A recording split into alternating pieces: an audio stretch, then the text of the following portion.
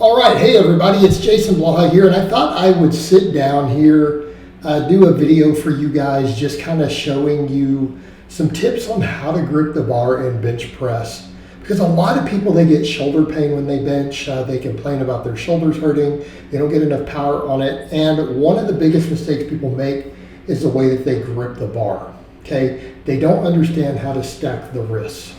So I'm just gonna use this to represent a barbell, and so a lot of times when people bench, you see this, okay? See that the bar is up in my palm? This is incorrect. And I'm gonna show you guys a couple of things, my shoulders don't hurt. Keep in mind, you guys see me do rep work with 315 on the bench all the time now. In fact, this week I did it with no wrist wraps, anything, all pause reps. I have zero shoulder pain doing rep work with 315, right? I'm almost 50 years old. So I'm gonna show you guys some tricks, how to stack the wrist and how to take stress off your shoulders. I'm going to show you both kind of the gripping and then what you do with the way that you break the bar. So here's the problem, right? So see it back here in my palm? That's incorrect. And I want you guys to watch what happens. So watch the center of gravity when you bench, okay? See what's happening there? Where's the bar, right? It's above my bicep, right? It's above the bicep. What's happening to the shoulder? See that rotation? Right, that's putting stress on your shoulder that we don't need. You don't want that, okay? What we want to do, get the bar above your wrist bone. Okay, and then we need to talk a little bit about how hard you need to squeeze. All right, now, okay, see where it's at? And then you get in tight. All right, now watch this. Watch where this is. Okay, but now see where the center of gravity is? Play which one? No, Siri, thank you for screwing me over. I'm gonna leave that in. So, notice where the center of gravity is now. It's directly above my wrist bone. It stays above my elbow. We are fully stacked here. We're fully stacked. All right. So watch the difference again. So this position, notice the weight stays above the elbow. Boom. It's up here. Now watch what has to happen. Let's see the difference in even the position. Shoulder position here versus here. That rotation, because in the weight you're having to try to do this with it instead of pushing up. Because what we don't want is to have to do this. What we want, like this. All right, by doing it that way, we take a lot of that shear stress off the shoulder. Okay, we want to be stacked in, we want it to be efficient. And notice whenever you guys watch me do a lot of that benching, when I have my stronger grip, that my forearms are exactly 90 degrees from the floor at the bottom. All right, that's a big key point.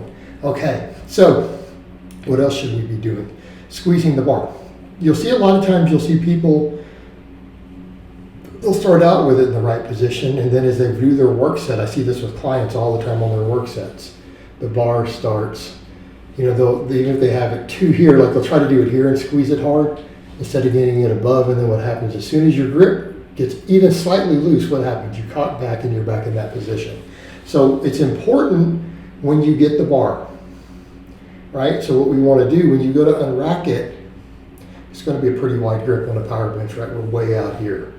So when you unrack it, you need to squeeze it, and you need to squeeze it hard. And when I tell people to squeeze it hard, they're like, well, how hard? You cannot turn loose. So in other words, I think it's someone, I told someone like, well, how hard should I squeeze it? I'm like, how hard would you squeeze a snake that was trying to bite your newborn baby? If you had to grab its head and squeeze it, how hard would you squeeze it? They're like, well, I would squeeze if my whole life depended on it, right? It would be literally life and death. Okay, every time you unrack a barbell on any sort of chest press, you need to squeeze it as hard as if your life was on the line or your child's life was on the line. How hard would you squeeze that snake? You do not turn loose of that. It should hurt. You should squeeze the bar so hard that it hurts, like this, all the way until you re-rack. You cannot let go. So when you see someone, they re-grip, that's incorrect. You shouldn't be able to do that. You should be squeezing the life out of that bar, okay? So the same thing, then we come over to loading the lats, right? So the same thing, once you're squeezing that bar, then what happens? Well, if you just keep it out here and you lower it, what's happening again? We're getting a little bit of flare. What happens if we do this? So if you try to break the bar, right? So when people hear that cue, they're like, I don't understand what you mean by break the bar in half. So when you grab that bar, once you unrack it and you've got it above your chest, the bar settles, you need to do this. You need to rotate. Now, people go, well, if you rotate, isn't the bar going to slip up into your palm? Not if you squeeze it hard enough.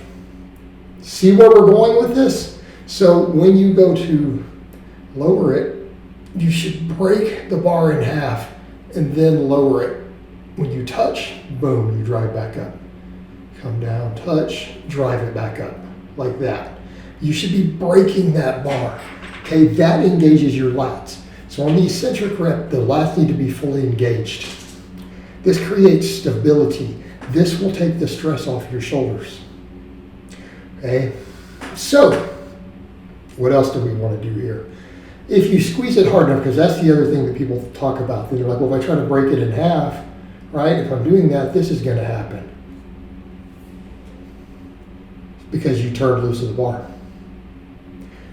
Okay, if you squeeze it, okay, see the difference? If I'm gripping it loose and I'm breaking like that, if I get a little loose, what happens? It slides.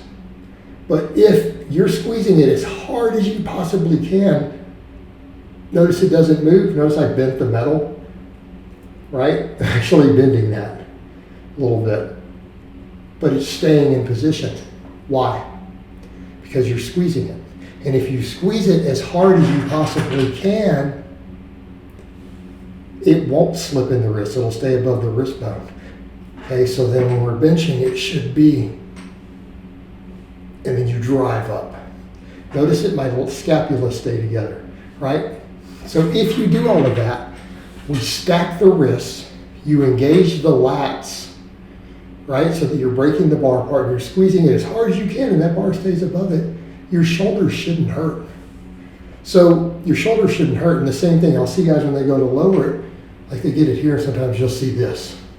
You'll see their elbows dip. You can't do that, stay tight. If you rotate the bar like this, if you're still breaking that bar when you touch, there is no way for those shoulders to twitch at the bottom of that elbow. Because that elbow twitch is also where I see guys hurt their shoulders. Because they'll get to the bottom and you'll see, and they'll get loose, and then you'll see this. You'll see the elbows pop before the bar breaks off the chest. Well, again, you're putting that shear stress on your shoulder. This is why guys get hurt. They're too loose. They're not gripping the bar in the right spot. They're gripping too loose.